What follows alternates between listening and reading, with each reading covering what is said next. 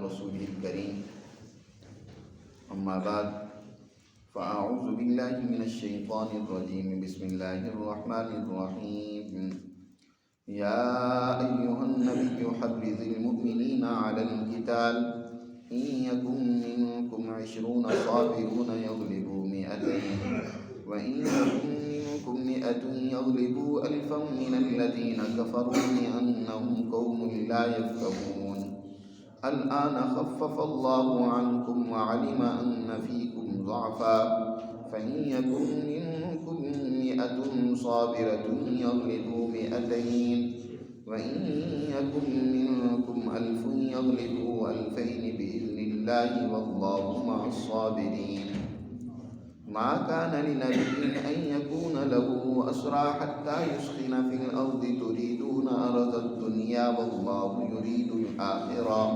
والله عزيز حكيم لولا كتاب من الله سبق لمسكم فيما أخذتم عذاب عظيم فكلوا مما غنمتم حلالا طيبا واتقوا الله إن الله غفور رحيم صدق اللہ العظیم۔ یہ سورہ انفال، اس کا درس کئی دنوں سے چل رہا ہے۔ سورہ انفال کے اندر اللہ سبحانہ و تعالی نے جنگ سے متعلق بنیادی قوانین، ضابطے اور احکامات بیان فرمائے۔ یہاں سے مسلمان جماعت کو ایک حکم دیا جا رہا ہے جو ایک قانون کی حیثیت رکھتا ہے، وہ یہ ہے کہ نبی کریم صلی اللہ علیہ وسلم کو جب وحی نازل ہو رہی تھی تو سب سے پہلے مسلمان جماعت کے ذمہ دار اور رہنما اور راہبر ہیں۔ آپ صلی اللہ علیہ وسلم سے اللہ نے مخاطب کرتے ہوئے فرمایا، پیغمبر ایمان والوں کو قتال کے لیے، جنگ کے لیے آپ ترغیب دیتے رہے، انہیں تیار کرتے رہے۔ حرض المؤمنین علی القتال، اے پیغمبر ایمان والوں کو حرض، تحریض کہتے ہیں، ابھارنا، ترغیب دینا، جوش دلانا۔ ایمان والوں کو لڑنے پر آپ جوش دلاتے رہیں، ترغیب دیتے رہیں۔ یہ اس سے پہلے بات ہو چکی ہے کہ ایک جہاد ہوتا ہے اور ایک اس کا شعبہ قتال ہے۔ جہاد کا عمل وسیع مفہوم و معنی میں ہے۔ جہاد ہاتھ سے بھی ہوتا ہے، زبان سے بھی ہوتا ہے، مال سے بھی ہوتا ہے۔ جہاد بہت وسیع تناظر میں دین کے غلبے کے لیے جو بھی کی جانے والی جدوجہد اور کوشش ہوگی وہ جہاد شمار ہوگی، لیکن اس کا ایک اہم ترین شعبہ قتال بھی ہے۔ جب مسلمان جماعت ایسے فسادیوں، ظالموں جو معاشرے کے اندر امن کو برباد کرتے ہیں، معاشرے کے اندر انسانیت کو عدل سے، امن سے، پرسکون طریقے سے زندگی بسر نہ کرنے دیتے ہوں، ان پر جبر زبردستی مسلط کرتے ہوں، اپنی انفرادی سوچ کو غالب کیے ہوئے ہوں، تو ایسوں کے خلاف جو ہے جنگ کرنا، قتال کرنا بعض صورتوں میں تو ناگزیر ہو جاتا ہے۔ اس کے لیے مسلمان جماعت کو ہر وقت تیار رہنا چاہیے۔ گزشتہ درس میں بھی ایک آیت گزری ہے جس میں اللہ تعالیٰ نے مسلمان جماعت سے فرمایا، وَأَعِدُّوا لَهُم مَّا اسْتَطَعْتُم مِّن قُوَّةٍ وَمِن رِّبَاطِ الْخَيْلِ، کہ تم دشمن کے مقابلے کے لیے ممکنہ طور پر جتنی بھی ہو سکتی ہے وہ تیاری کرتے رہو، اپنے اندر طاقت پیدا کرو، اور اسی طرح جو سامان حرب و ضرب ہے وہ اپنے اندر مہیا کرو، تیاری اس کی کرو، اور اس طرح مالی حالت بھی اپنی مضبوط کرو، کیونکہ مال کے بغیر تو جنگ نہیں ہوتی، اس کے لیے اسلحہ خریدنا پڑتا ہے، مجاہدین کے لیے خود و نوش کا انتظام اور بہت سارے وسائل کی ضرورت ہوتی ہے۔ لہٰذا حکم فرمایا کہ جنگ کے لیے تیار رہو اور اس کی تیاری کرتے رہو، تاکہ اس کے ذریعے سے دشمن پر تمہارا روب پیدا ہو، تمہارا دبدبا دنیا میں قائم ہو جائے اور دشمن جو ہے وہ معاشرے کے اندر فساد پیدا نہ کر سکے۔ یہاں سے پھر اللہ نے اسی طرح کے مضمون کو بیان کرتے ہوئے فرمایا کہ نبی ایمان والوں کو جہاد کی ترغیب دیتے رہو، حرض المؤمنین علی القتال۔ یہاں یہ فرمایا کہ جہاد کی ترغیب دیتے رہو، یہ نہیں حکم دیا کہ ہر وقت جہاد کرتے رہو، یا ہر وقت قتال کرتے رہو. قتال ہر وقت نہیں ہوتا، جہاد تو ہر وقت ہے. نبی کریم صلی اللہ علیہ وسلم نے ارشاد فرمایا الجہاد ماض الی یوم القیامہ، جہاد قیامت تک جاری رہے گا. لیکن قتال وہ وقت کے تناظر اور حالات کے مطابق ہوتا ہے، اس کا فیصلہ یہ بھی یاد رکھیں کہ قتال ہمیشہ اس کا فیصلہ حکومت وقت کرتی ہے کہ اب ہمیں لڑنا ہے یا نہیں لڑنا. انفرادی طور پر قتال نہیں ہوتا. یہاں کچھ دہائیوں سے بہت بڑی خرابی یہ بھی پیدا کی گئی کہ یہاں جتھے اور گروہ بنا کر ان کے ہاتھ میں توپ و تفنگ تھما کر دشمن نے، سامراج نے اپنے مفادات کے لیے کیا ہے ان کو استعمال کیا. آج تو یہ باتیں دشمن نے خود اوپن کر دی ہیں. یہ کچھ دن پہلے امریکہ کی ایجنسیوں نے اب نئے مقاصد کے تحت، پہلے ایک مقصد کے تحت یہاں جہاد کروایا، قتال کروایا، اب کوئی ان کا نیا مقصد نہیں پلانے گئے. اب وہ انہوں نے یہ چیزیں اوپن کر دی ہیں کہ ہم نے 40 سال پہلے جو افغانستان میں جہاد کروایا وہ تو در حقیقت ہم نے اپنے مقصد کے لیے قتال اور جنگ کروائی تھی. امریکہ نے یہ بات واضح کر دی ہے کہ ہمارا مقصد کیا تھا، رشیا کو نیچا دکھلانا تھا. وہ ایک طاقت و قوت بن رہی تھی، اس کو ہم نیچا دکھلانا چاہتے تھے. لہٰذا ہم نے براہ راست بھی فنڈنگ کی اور بہت سارے ان ممالک کے ذریعے سے فنڈنگ کی جو ممالک ہمارے تابع ہیں، مثلاً سعودی عرب، اس کے ذریعے سے یہاں مجاہدین کو بڑی فنڈنگ دی گئی. وہاں سے نوجوان بھرتی کیے گئے یا پاکستان سے نوجوانوں کو تیار کیا گیا اور دشمن نے اپنے مقاصد حاصل کیے. تو یہ جو اس طرح انفرادی، لیکن یہاں کی گورنمنٹ نے اس وقت ساتھ تو دیا امریکہ کا کہ یہاں کے مدرسے کے طالب علموں کو، نوجوانوں کو بعض نا عاقبت اندیش علماء نے تیار کر کے ان کو ابھار کے اسی طرح کی آیتوں کی ترغیبیں دے دے کر، آیتیں سنا سنا کر ان کو ابھار کر جو ہے ان کو بیچاروں کو وہاں مروایا. ٹھیک، لیکن گورنمنٹ نے رشیا کے خلاف افغانستان میں جہاد کا اعلان نہیں کیا. جب گورنمنٹ نے نہیں اعلان کیا تو وہ جہاد نہیں بنتا. یا اسی طرح اب بہت سارے اسی طرح کے لوگ اس وقت بھی بعض علماء بڑے جہادی ترغیبیں دیں گے، جوش پیدا کریں گے لوگوں میں، بڑی جوشیلے انداز میں باتیں کریں گے اسرائیل کے خلاف جنگ کرنے کی.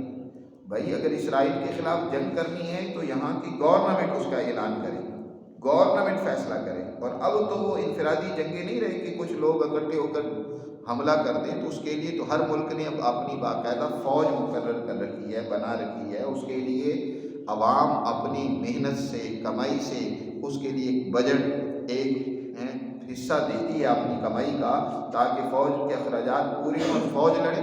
یہ فیصلہ تو فوج کا ہے. بہت سارے لوگ، وہ ایک جنرل جو بیچارے اللہ کو پیارے بھی ہو چکے ہیں، جنرل حمید گل صاحب سے کسی نے پوچھا کہ بھئی جہاد افغانستان میں کرنا ہے تو کیوں نہیں تم جہاد کرتے، فوج کیوں نہیں جہاد کرتی، جس کی تربیت بھی ہے، ٹریننگ بھی ہے، اس کے پاس اسلحہ بھی ہے، اس کو جنگ اور جہاد کرنا چاہیے. یہ بیچارے مدرسے کے جو طالب علم پڑھنے آتے ہیں تم ان کو مرواتے ہو. تو اس نے کیا جواب دیا؟ وہ کہتا ہے جی بات یہ ہے کہ یہ مولوی ہمیں جینے نہیں دیتے. ہم ایک تو یہ کرتے ہیں کہ ان مولویوں کو وہاں مروا کے ان سے چھٹکارا حاصل کر لیتے ہیں، اور دوسری بات یہ ہے کہ ان کو جنت کا بڑا شوق ہوتا ہے تو ہم ان کو وہاں شہید کروا کے جنت میں بھی پہنچا دیتے ہیں. جی ان سے ہمیں چھٹکارا مل جاتا ہے اور یہ جنت میں پہنچ جاتے ہیں. وہ جنت میں تو بیچارہ بندے پہنچے گا یا نہیں پہنچے گا وہ تو بعد کی بات ہے، لیکن ان کی ذہنیت اور سوچ تو سامنے آ گئی نا کہ یہ کیا چاہتے ہیں کہ یہ اس طرح بیچارے ان نوجوانوں کو جن سے ان کو کچھ خطرہ ہوتا ہے کہ یہ ہمارے خلاف بات کرتے ہیں تو ان کو مروانا چاہتے ہیں. تو میرے عزیز دوستو، جہاد یعنی قتال، جہاد یہاں بمانے قتال کے بات ہے، اس کی ترغیب کا حکم ہے کہ اس کے لیے تیار رہو تاکہ دشمن پر تمہارا روب پیدا ہو. لیکن یہ نہیں کہ ہر وقت ان کے خلاف لڑتے رہنا ہے. اس لڑائی کا فیصلہ تو حکومت کرے گی، گورنمنٹ کرے گی کہ ہاں اب ہمیں لڑائی کرنی ہے یا صلح کرنی ہے یا نہیں لڑنا. اس کا فیصلہ حکومت کرے گی تمام حالات کو دیکھ کر. تو یہاں نبی کریم صلی اللہ علیہ وسلم سے فرمایا جا رہا ہے یا ایھا النبی حرض المؤمنین علی القتال. تو اس طرح کی آیات کو بعض لوگ غلط استعمال کرتے ہیں.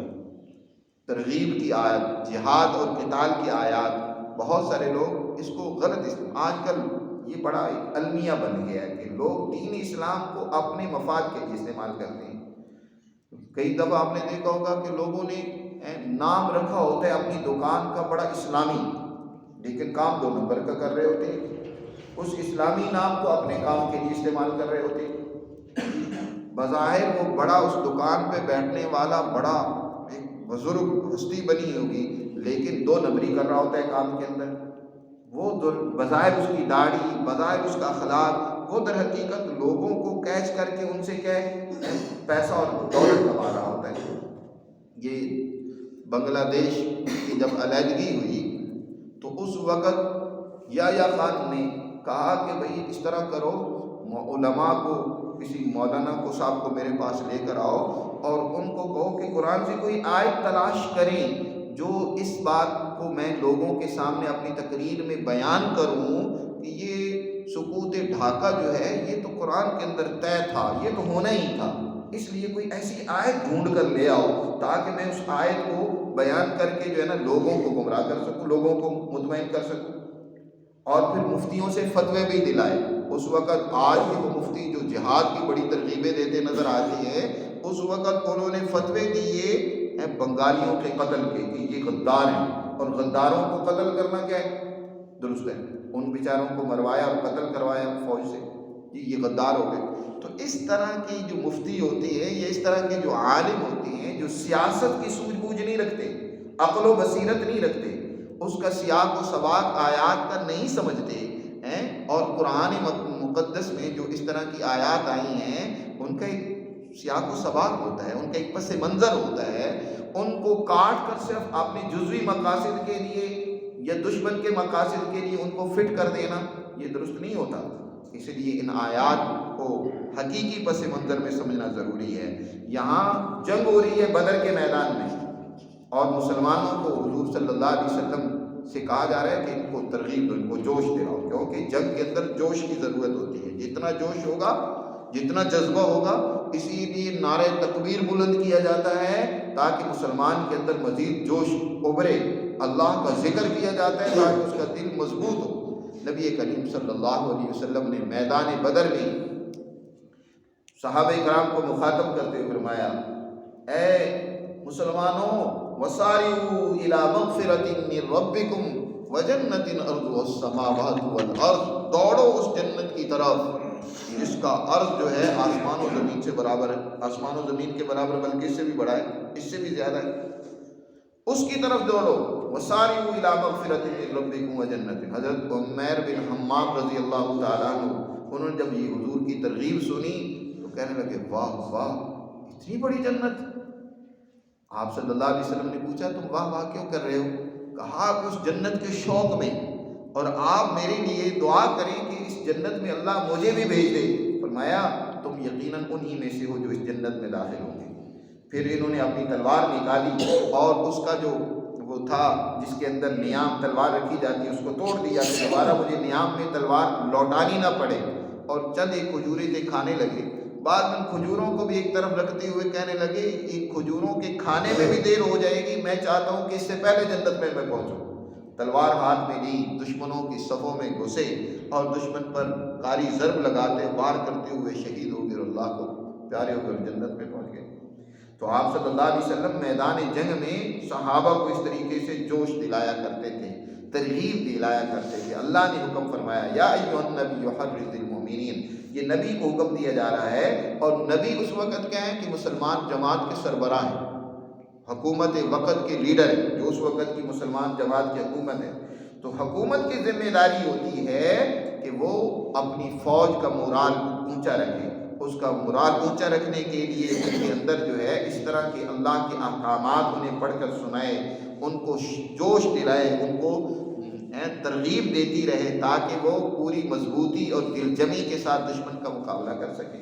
تو حرض المؤمنین علی القتال، اور ساتھ قرآن نے فرمایا کہ دیکھو ان یکم منکم 20 صابرون یغلبوا 200، اس جوش میں اپنے اندر ثابت قدمی، نظم و ضبط، صبر و استقامت کو نظر انداز نہیں کرنا۔ سب سے جو بنیادی چیز ہوتی ہے جنگ کے اندر وہ کیا ہوتی ہے؟ نظم و ضبط، ڈسپلن.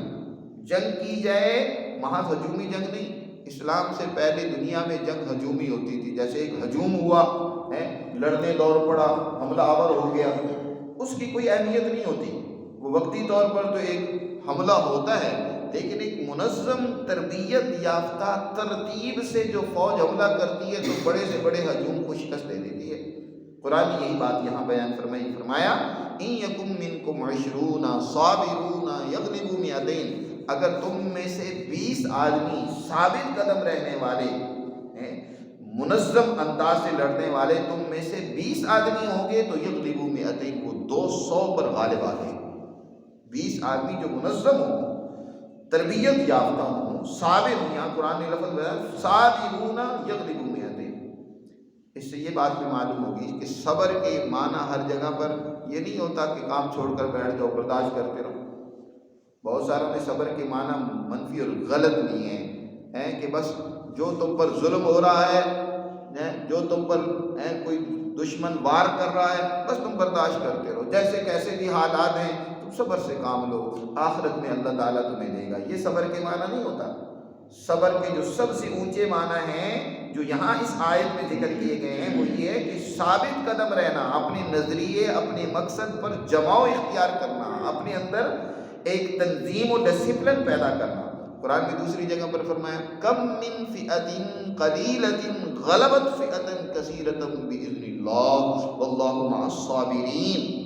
کتنی ایسی تھوڑی جماعتیں ہوتی ہیں بڑی جماعتوں پر غالب آ جاتی ہیں اللہ کے حکم سے. کیوں؟ اس لیے کہ وہ صبر و استقامت سے کام لینے والی ہوتی ہیں، اور اللہ کی تائید کس کے ساتھ ہوتی ہے؟ واللہ مع الصابرین کے ساتھ ہوتی ہے. صبر سے کام لینے کا مطلب یہ نہیں ہے کہ دشمن ان پر وار کر رہا ہے، ان پر گولے برسا رہا ہے، ان پر تلوار چلا رہا ہے اور وہ بیچارے برداشت کیے جا رہے ہیں. مطلب یہ ہے کہ ان کے اندر ثابت قدمی ہوتی ہے، وہ پورے تنظیم کے ساتھ، نظم و ضبط کے ساتھ وہ دشمن کا بھرپور طریقے سے مقابلہ کرنے والے ہوتے ہیں.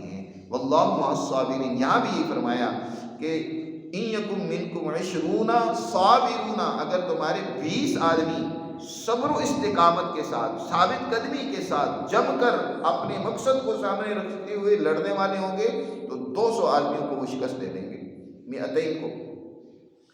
اور وہیں یکم منکم 100، اور اگر تمہارے 100 آدمی ہوں گے ایسی ثابت صبر و استقامت والے تو یغلبوا الفا من الذین کفروا، وہ غالب آ جائیں گے 1000 کافروں پر. 1000 کافروں پر وہ غالب آئیں گے، دشمنوں کو شکست دیں گے. وجہ آگے قرآن نے بیان کر دی بِأَنَّهُمْ قَوْمٌ لَا يَفْقَهُونَ، اس لیے کہ یہ کافر ایسی ایک قوم ہے جو عقل سے بے بہرہ ہے، سمجھ سے دور ہے. وہ محض ایک ہجوم ہے، ان کا کوئی مقصد نہیں ہے اس جنگ کے پیچھے. انفرادی سوچ ہے، ملکوں پر، لوگوں کے وسائل پر قبضہ کرنا ہے، اپنی چودراہٹ قائم کرنی ہے. یہ کوئی عقل کی بات نہیں ہے. جنگ لڑ رہے ہو کسی اعلیٰ ویژن، اعلیٰ مقصد کے تحت ہونی چاہیے. محض اپنی چودراہٹ قائم کرنے کے لیے، اپنا ایک محض دبدبہ قائم کرنے کے لیے، تو یہ ناسمجھ لوگ ہیں، بے بصیرتی ان میں موجود ہے. تو معلوم ہوا کہ مسلمان بڑا سمجھ اور بوجھ والا ہوتا ہے. صابرین، جو صابرون کا پیچھے لفظ ذکر کیا اس میں گویا یہ چیز بھی شامل ہے کہ وہ بڑا عقل و فراست والا ہوتا ہے. وہ فہم و بصیرت سے اپنی جنگ کو ایک ڈسپلن سے ترتیب دیتا ہے اور دشمن پر وہ ایک مقصد کے تحت لڑتا ہے، وار کرتا ہے. بلا مقصد اس کی جنگ نہیں ہوتی، ایک مقصد ہونا چاہیے. تو فرمایا اس لیے ان پر تم غالب آ جاؤ گے، کیونکہ ان میں عقل و شعور نہیں ہے، فہم و بصیرت نہیں ہے، کوئی مقصد نہیں ہے، ان کی انفرادی اور جزوی سوچ ہے. یہاں قرآن نے محض ایسی ہی بات نہیں کہہ دی، بلکہ اس کا عملی تجربہ، اس کی پریکٹس بدر کے میدان میں ہوئی ہے. بدر کے میدان میں اصل جو لیڈ کرنے والے تھے، جو اونچے درجے کے کمانڈر تھے، جو پوری فوج کی کمانڈ کر رہے تھے، وہ 20 ہی تھے، 20 افراد تھے.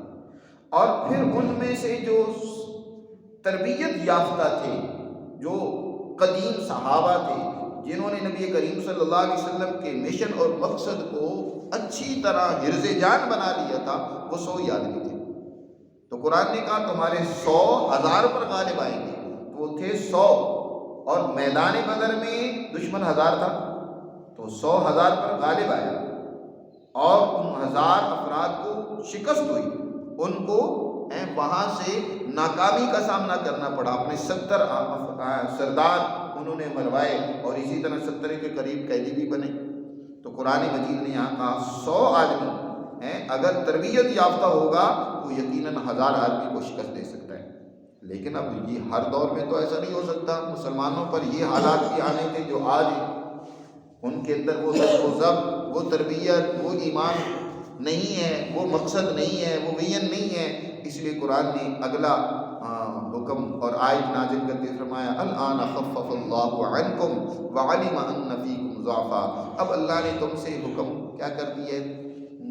ہلکا کر دیا، اب تمہارے لیے حکم میں تخفیف ہو گئی ہے، کیونکہ وعلم ان فیکم ضعفا، اللہ کو معلوم ہو گیا کہ بے شک تم میں اب کمزوری پیدا ہو گئی، ضعف پیدا ہو گیا۔ لہذا پہلے تو یہ حکم تھا کہ تمہارے 100 ہوں، دشمن 1000 ہوں، تمہیں مقابلہ کرنا چاہیے، تم غالب آؤ گے۔ لیکن اب اللہ نے تمہارے لیے تخفیف کرتے فرمایا فَإِن يَكُن مِّنكُم مِّئَةٌ صَابِرَةٌ يَغْلِبُوا مِئَتَيْنِ، اگر تمہارے 100 آدمی صابر ہوں گے، ثابت قدم رہنے والے، مقصد ان کا بھی متعین ہوگا، الہی کلمۃ اللہ، اللہ کے دین کا غلبہ، یہ ان کے پیش نظر ہو کہ اللہ کا قانون دنیا میں قائم ہو جائے۔ اللہ نے جو انسانیت کے لیے نظام دیا ہے، اس پیدا کرنے والے نے جو انسانیت کے لیے نظام دیا ہے، وہ دنیا میں قائم ہو جائے۔ اللہ کے نظام کو قائم کرنا ان کا مقصد ہو، پیش نظر ہو، تو یقیناً وہ کن پر غالب آ جائیں گے؟ 200 پر۔ پہلے تھا 100 کا 1000 سے مقابلہ، اب 2 گنا اللہ نے کر دیا فیصلہ کہ 100 ہیں تو 200 پر غالب آئیں گے، 200 کا مقابلہ کریں گے۔ اور وَإِن يَكُن مِّنكُمْ أَلْفٌ يَغْلِبُوا أَلْفَيْنِ بِإِذْنِ اللَّهِ، اور اگر تمہارے 1000 آدمی ہیں تو وہ 2000 پر غالب آئیں گے بِإِذْنِ اللَّهِ، اللہ کے حکم سے۔ اور پھر اللہ نے وہی بات یہاں بیان فرمائی وَاللَّهُ مَعَ الصَّابِرِينَ، اللہ یاد رکھو صبر و استقامت سے ایک نظریے اور مقصد کے تحت لڑنے والوں کے ساتھ اللہ کی تائید اور نصرت اور مدد ہوتی ہے، صابرین کے ساتھ اللہ کی مدد ہوتی ہے۔ تو صبر کا اصل معنی اور مفہوم، مسائل پر، مشکلات پر برداشت پیدا کرنا، وہ بھی صبر کے ایک معنی ہے، لیکن اصل صبر کے معنی ہے استقامت، نظم و ضبط، ڈسپلن جو تمہارے اندر قائم کیا گیا اس کو قائم رکھنا، اس میں کمی نہ آنے دینا۔ جی تو قرآن مجید نے اس بات کو یہاں واضح کیا ہے کہ مسلمان جماعت کو ہر وقت جنگ کے لیے تیار رہنا چاہیے، اور عین جنگ کے موقع پر جو فوج ہے لڑنے والی ہے اس میں کسی قسم کی بزدلی پیدا نہ ہونے دی جائے، منفی پراپوگنڈے نہ ہوں، بلکہ ان کے اس وقت مراد کو اونچا رکھنے کے لیے ضروری ہے کہ ان کے سامنے ایسی آیات، ایسی احادیث، ایسی باتیں ان کے سامنے بیان کی جائیں جس کے نتیجے میں لڑنے کا جذبہ ان کے اندر مزید بڑھے، ان کی ہمت بڑھے، ان کے اندر استقامت پیدا ہو، تو یقیناً دشمن کو شکست دے دیں گے۔ آج سب سے بڑا دشمن کا وار اور حملہ یہی ہوتا ہے کہ فوج کے اندر انتشار پیدا کر دو، کمزوری پیدا کر دو، پراپوگنڈا ایسا کرو کہ ان کا مورال گر جائے۔ تو مورال جب بھی فوج کا گرے گا وہ شکست کھا جائے گا۔ تو قرآن نے یہاں گویا کہ لڑنے والی جماعت کے لیے فرمایا، جو لڑنے والی ہے اس کے مورال کو تم نے قائم رکھنا ہے، مضبوط رکھنا ہے، اس کو ترغیب دیتے رہنا ہے کہ وہ جنگ کے لیے اپنا کردار ادا کریں، اور اس کے نتیجے میں اللہ نے جو ان کے لیے جنت کا طرح طرح کی نعمتوں کا وعدہ کیا ہے وہ یقیناً اس کے مستحق ہوں گے۔ اللہ ہمیں سمجھ نصیب فرمائے اور اپنے احکامات پر عمل کی توفیق دے۔